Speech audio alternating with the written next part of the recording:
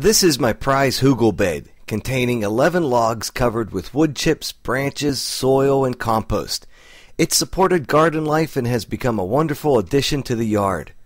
We grew a lot of food in it and were enjoying summer and crookneck squash until I noticed an attack of the evil squash vine borer, Miletia cucurbitae. This is episode 126 of ToDoListHome.com. Eat more squash because the squash bugs are gone. I'm your host, Tony Teolis, and I'm keeping track of things to do for a better life.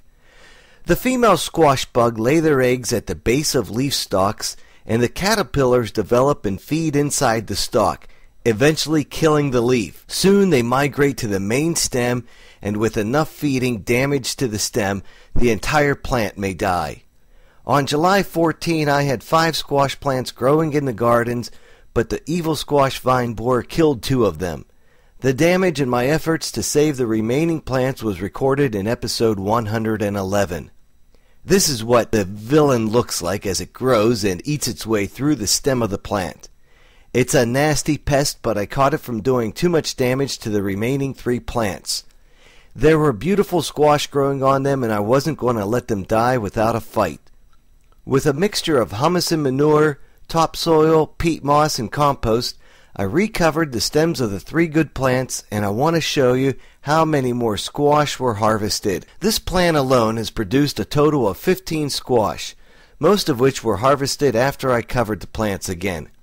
I credit the recovery and continued growth of the squash plants to the hugel beds in which they grew, as well as to the soil mix I covered them with.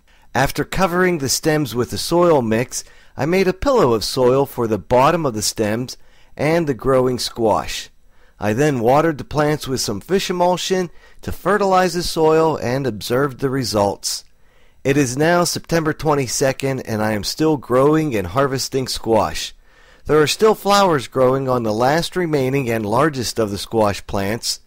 If all goes well, I will harvest at least 2 to 4 more squash before this season comes to an end. A lot of people try gardening only to give up after one or many failures.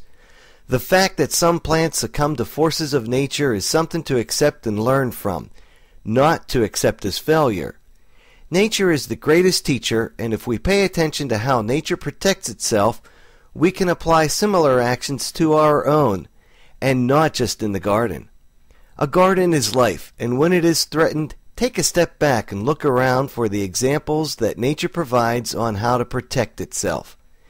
In the case of the squash plant, covering the stems and other points of entry for the evil squash vine borer and suffocating the larvae carving their way through the inside is not only easy and inexpensive, but it's natural.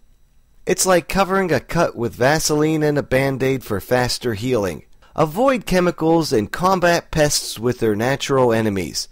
Doing so will result in more food for the dinner table. Go to ToDoListHome.com for more about things to do for a better life, and while you're there, get your free copy of 3 Things to Do for a Better Life. That's it for today. Now go and do something useful.